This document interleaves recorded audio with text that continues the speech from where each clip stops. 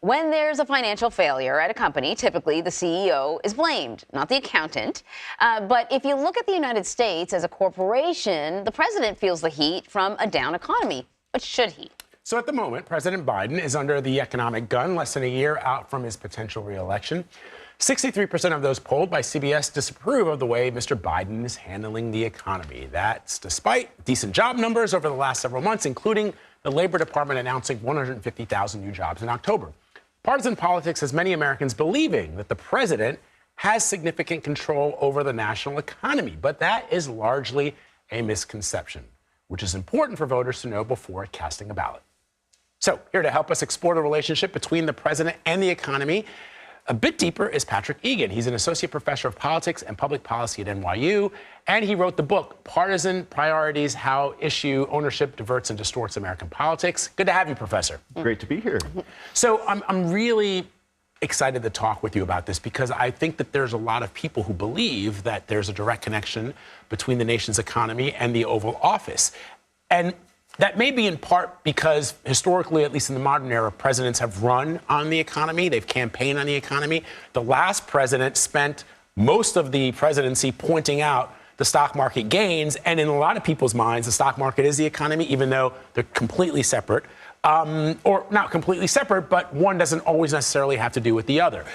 So why does that factor into how people perceive the president? Well, it's, one of the things is in this current U.S. system, we look to the president as the center of everything in politics. So for better or for worse, we think of the president as being in charge of everything, whereas in fact, we have separation of powers, we have checks and balances. There's a lot of things that keep the president from doing exactly what he might like to do at any given time. Nevertheless, then, as voters are trying to decide whether to keep the person in office or have a new person, they are doing the kind of thing that we might do in a job review or a performance review. And they're saying, what are the things that matter to me? And to what extent should I credit or blame the person who's in charge? So we got some more polling, CBS polling for you that hopefully we can pop up there. A poll of likely voters who say that they expect to be better off financially if Donald Trump becomes the president as opposed to Joe Biden. So what about, the way President Biden is handling the economy is making voters feel this way? Or is it something to do with how Donald Trump made them feel when he was president? Well, I think one thing to keep in mind is that all across the rich democracies, whether it's Justin Trudeau or Rishi Sunak or Emmanuel Macron in France, these are all incumbents who are facing the same problem that Joe Biden is facing, which is high inflation, middling growth, and kind of a general sense that things are not quite right. And so they're all facing this challenge. And the question is, can an incumbent like Joe Biden convince voters that he's done a good enough job to fight the very serious challenges that all of these democracies are facing? When people think of Trump's presidency, particularly the first 3 years before COVID, that actually was a pretty good economy. Lots of job growth, low inflation, et cetera.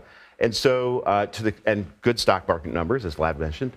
And so that's a time when a lot of people who are just thinking very simplistically about the two presidencies say, yeah, that was a pretty good economy. And yet, one of the things that I think is sometimes difficult for people to parse is the role, for example, the media plays in how people perceive the economy.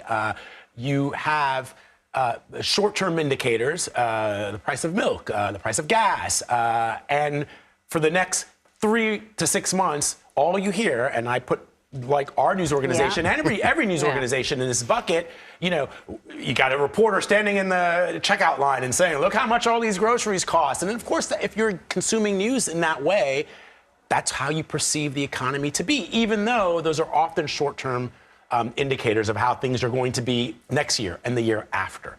Are we to partly blame for the perception that people bring to the voting booth?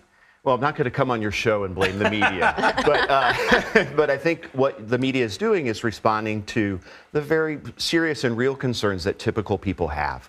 And that is people are finding a hard time to pay for things, and not just eggs and milk, but also houses, travel, insurance, you name it. And so, again, as we said at the beginning of the conversation, presidents unfortunately have very little ability to deal with that. You're at kind of the mercy of a global economy and wider economic trends. But voters are trying to understand that, and I think the media, in part, are trying to respond to voters' concerns. So then what should voters be focused on if they're trying to understand, why their personal economy feels the way it feels? Well, I think what you want to do is get a sense of whether the person in the current position is doing as good a job as possible to address these concerns. And there are policy levers that presidents have at their disposal. Again, they tend to work in the long term and not the short term. They tend to be diffuse rather than concentrated and direct. And so, but one thing you might ask is, to what extent is the president doing things that on the margins affect prices? And you might say something like the price of insulin is something that Biden's really done something about, right? The price of health insurance, you've got a big administrative initiative to drive down drug prices, right? So there are things that you could say perhaps Biden should get some credit for, and probably other things that Biden should get some blame for. Right. But last question, I guess, Professor, is, again, talking about perception.